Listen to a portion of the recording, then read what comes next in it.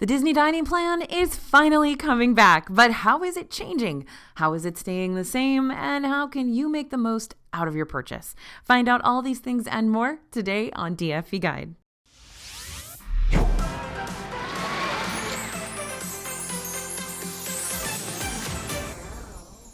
Hey everybody, it's AJ for Disney Food Blog. The Disney Dining Plan has kept us on our toes for quite a while now, teasing us with its return, but never officially giving us a return date until now.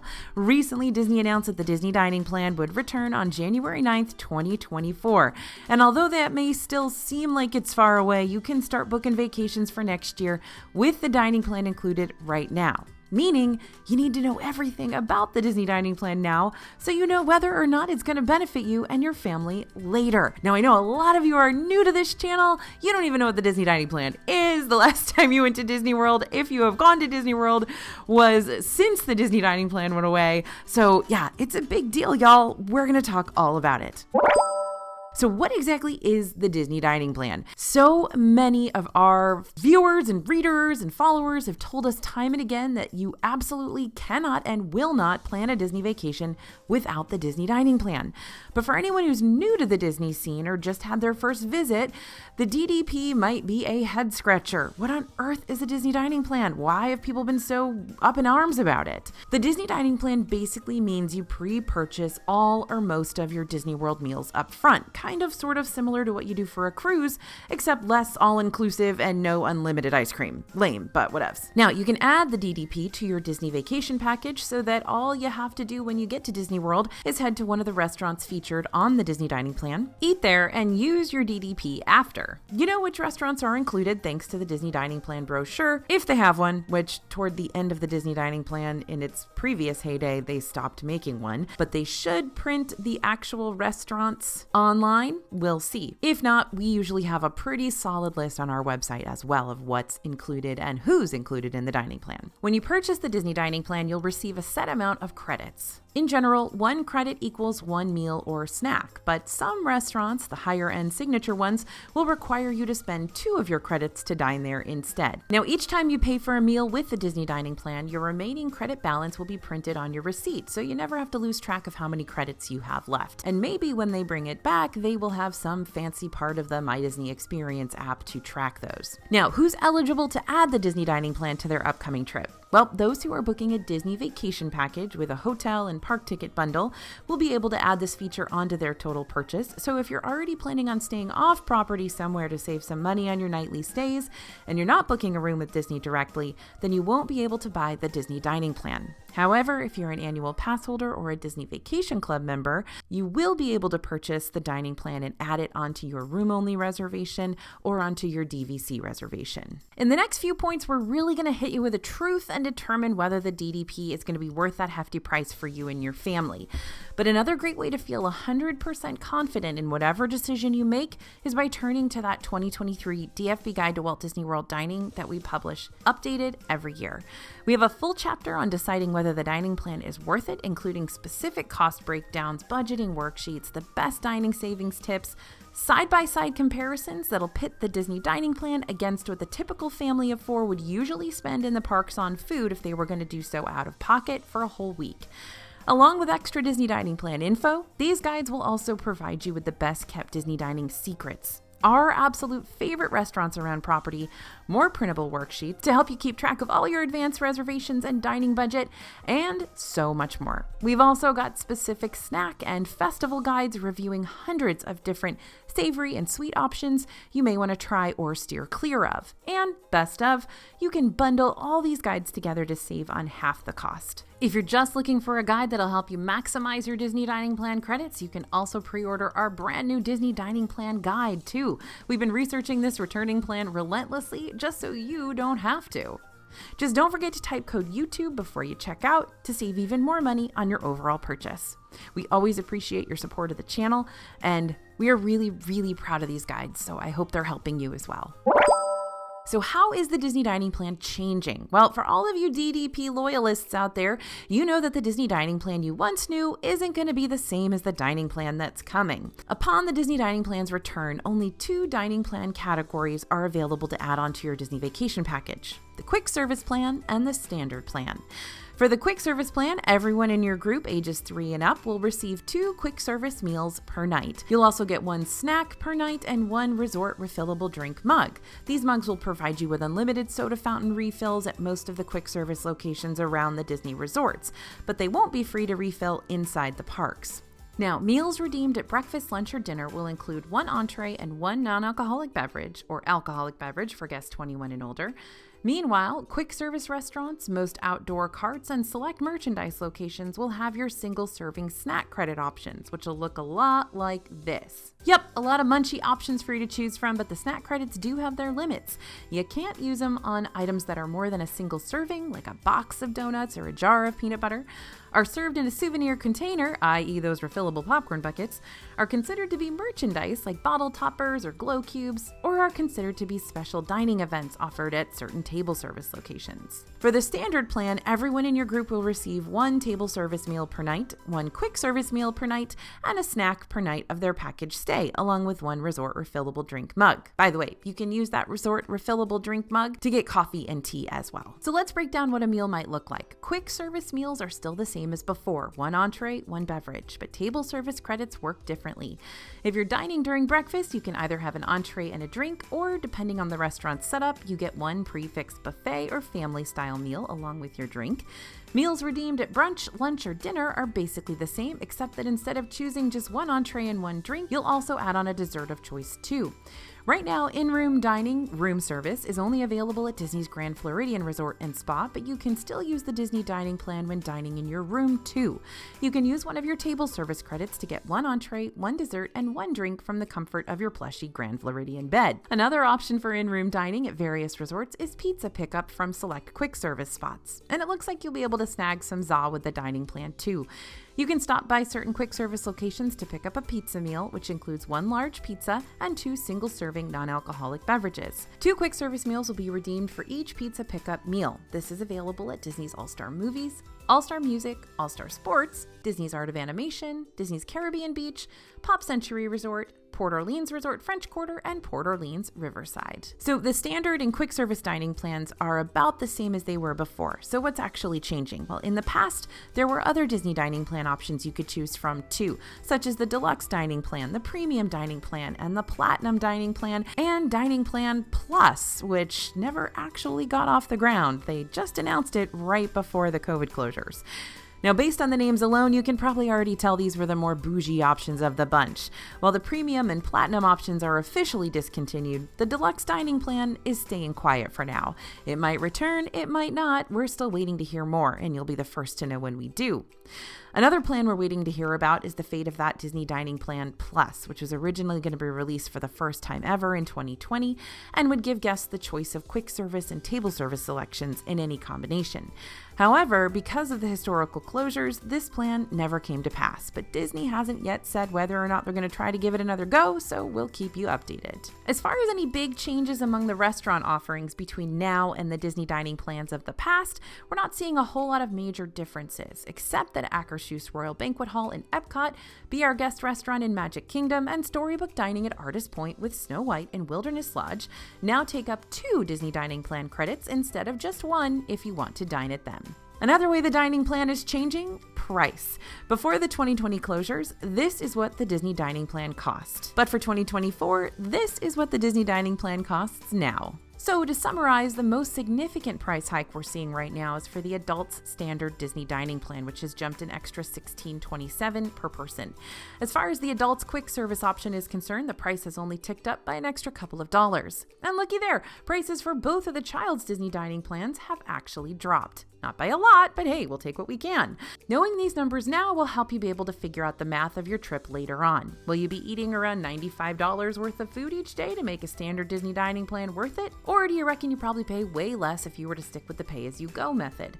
That's another reason why we've made a whole separate Disney dining plan guide for you to pre-order. We've already done all that math for you. So why are people such fans of the Disney dining plan? Why won't they travel without it?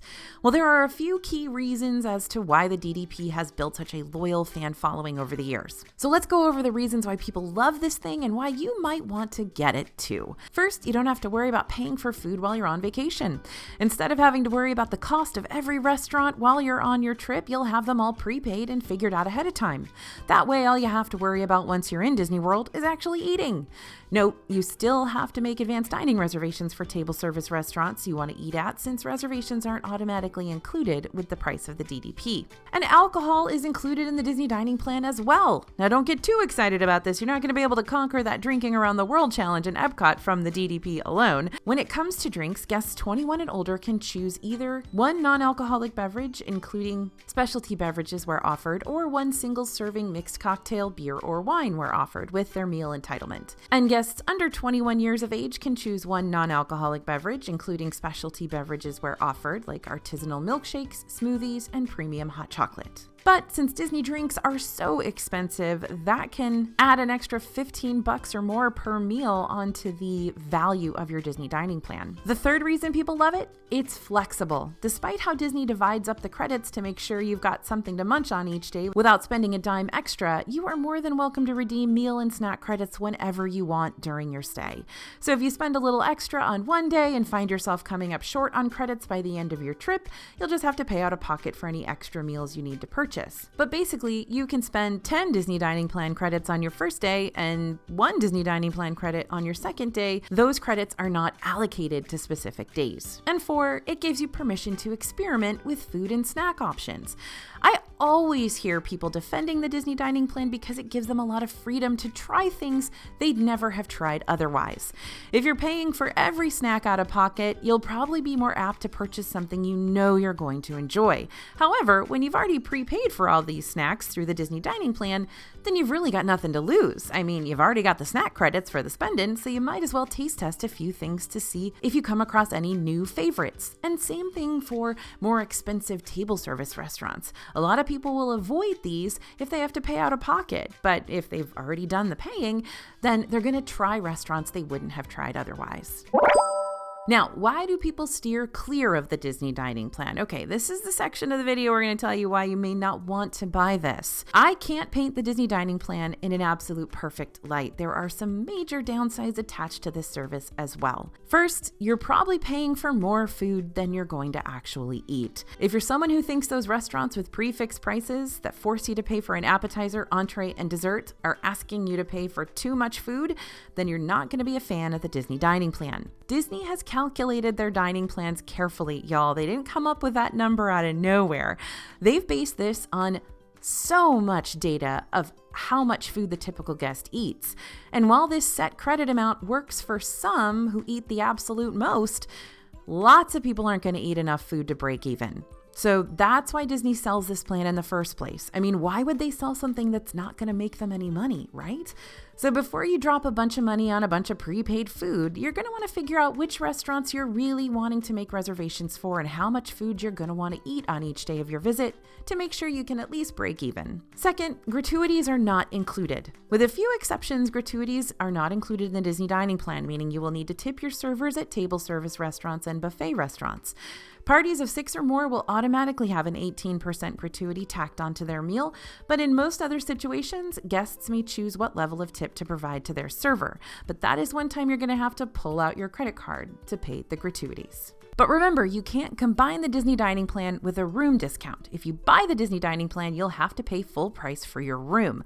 This is one of the charts we have in the DFB Guide to Walt Disney World Dining that will tell you how you can save more, whether by getting the Disney Dining Plan or getting the room discount. It really all depends on where you're staying and how long you're staying. And 3, you have to pay for the Disney Dining Plan before your vacation starts.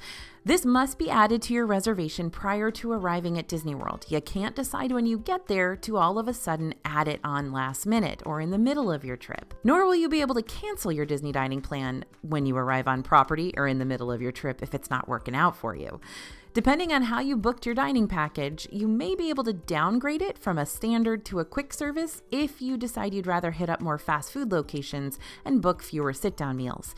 You should make any changes at least 48 hours in advance of your trip, but I definitely try to make any big changes before that window if possible. To discuss the specifics of your situation, you'll have to contact Disney directly at 407-939-1936. All right, so here's some weird stuff you need to know about the Disney dining plan. These are some hard-fought, hard-won tips that we've gotten through the years because I've done the Disney dining plan through the years because we've been getting the Disney dining plan for a long time to test it out here at DFB. I got my first Disney dining plan in 2005 when it first launched. So welcome to 20 years of Disney dining plan knowledge. So I'm going to address some of the most out there questions you like to ask about the Disney dining plan to help clear things up for you. First, can my group get different dining plans? Sorry, all guests staying in the same room on site must purchase the same version of the Disney dining plan. So even if mom wants the quick service plan, but big brother wants to go all out with a standard plan, your group's gonna have to put their heads together and figure out what the majority wants to do. There's no going halvesies this time. Can I get the Disney dining plan for my toddler? Only kids who are 3 years old and up can be added to the Disney dining plan. But I wouldn't consider this a bad thing. I guarantee you it'll be much cheaper to just buy your 2-year-old his own food at the restaurants or pack them snacks in your park bag, like goldfish or teething biscuits or those yogurt melts or whatever, for them to munch on throughout the day. Not to mention, kids under 3 can eat off your plate at most buffets and restaurants for free anyways, so there's really no need for them to be added to your family's dining plan. Okay, this is one of my favorite weird Disney dining plan tips. Are breakfast side items considered a meal or a snack? Okay, in the past, breakfast side items like the single count Mickey waffles you can find at Contempo Cafe or the order of bacon you can add on at pretty much any quick service location or scrambled eggs have counted as a snack credit, even if they're not directly listed on the menu as such. Is this a good value? Probably not, but if you're scrambling to use all of your snack credits since you've already paid for them and all, then this strategy could help you at least spend them on something so they don't go to waste. But when it comes to using your counter service credits on breakfast, in general, you might want to pass on that. Since breakfast is usually a cheaper dining option for quick service and sit-down restaurants, and these morning offerings end up being a worse value for your credits than lunch and dinner menus prove to be. So you're starting to get that there's like a whole lot of strategy involved in the Disney dining plan? Yes, there is. Don't worry, we will walk you through it. Next, can I buy someone a meal using my dining plan credits if they're not on the Disney dining plan? To keep things short and sweet, yes, if you're meeting up with a friend at one of the parks and you want to pay for one of their meals with your dining plan credits, you're more than welcome to do so. Like I said earlier, you got a lot of freedom to use your credits however you want once you've got them. Now, what's the Disney dining plan like for kids ages 3 to 9? Well, in the previous version of the dining plan, if your kid was on a kids dining plan, they had to get a kids menu item at table service restaurants. However, and this is a huge tip, at counter service restaurants, they did not differentiate between adult and kids counter service credits. So you could get an adult meal for your 7-year-old or you could get a kids meal for an adult. It was totally your call. You could also get an adult meal at quick service locations and split it between 2 people, which would save you an extra credit to use later on. We're hoping this is still the case when January rolls around, but we'll keep our ears to the ground just in case we hear anything different before then. All right, so how do credits work at Epcot festivals? Several items throughout the Epcot festivals can be purchased with your Disney dining plan snack credits. Usually you can use a counter service credit to get 3 snacks instead of 1 quick service meal as well, which you can then use to taste your way around the Epcot food booths. That being said, rules aren't always enforced, and it was often really hard to find cast members who knew how to do these counter to snack credit transitions, or even to credit your food booth purchases to your Disney dining plan snacks. And often it wasn't worth the extra hassle to figure that out. But we're holding on to hope that if enough people use their snack credits at the festivals this time around, it will be much easier for the transition to take place for guests and cast members alike. Now, you absolutely can use your snack credits to buy stuff at the the festival food booths. There are even Disney Dining Plan snack credit logos next to those items today, and there have been for the past 3 years. They never went away, but sometimes it's hard to find a cast member who actually knows how to charge it to your dining plan. Okay, do I get my money back if I don't use all my credits? Nope, there's no cutting corners with the Disney Dining Plan cost. That's the point. That's why Disney does this, because they make a lot of money.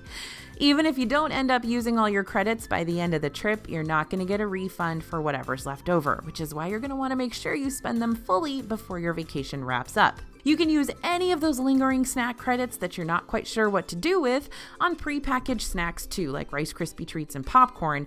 Not a great idea, not a valuable idea, but you can. That way you can at least bring those Disney snacks home with you to enjoy later on. But like I said, it's such a waste to use your snack credits on a snack that's been sitting out on the shelves for a while versus something fresh out of the bakery display cases or something maybe super unique that you never would have tried before. But c'est la vie. You do what you have to do. But keep watching DFB Guide because we're going to tell you about all the best snacks, and then you're not going to have any snack credits left over, and you're going to be so happy. Okay, so how will the Disney Dining Plan affect those annual pass holders and Disney Vacation Club members? This is a short and sweet little section of this video just for y'all. These members are the exception to the rule. Annual pass holders would be able to book rooms only and still be able to add on a dining plan instead of needing to buy the full package with tickets, while Disney Vacation Club members can get the Disney Dining Plan on a vacation points reservation. For now, just know that DVC members will need to call the DVC line to add that dining plan to their upcoming trip, since online booking will not be available for the first couple of weeks.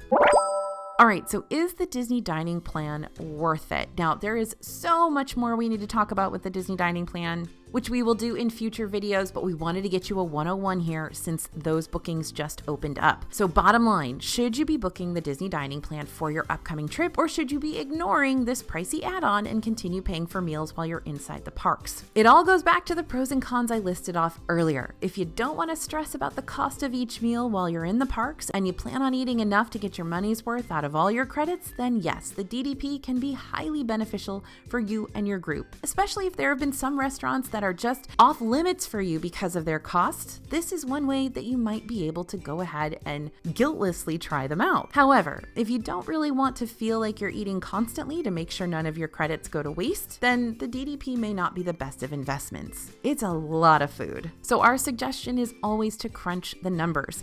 The Disney Dining Plan may not be the best fit for everyone, but it could be the best fit for you.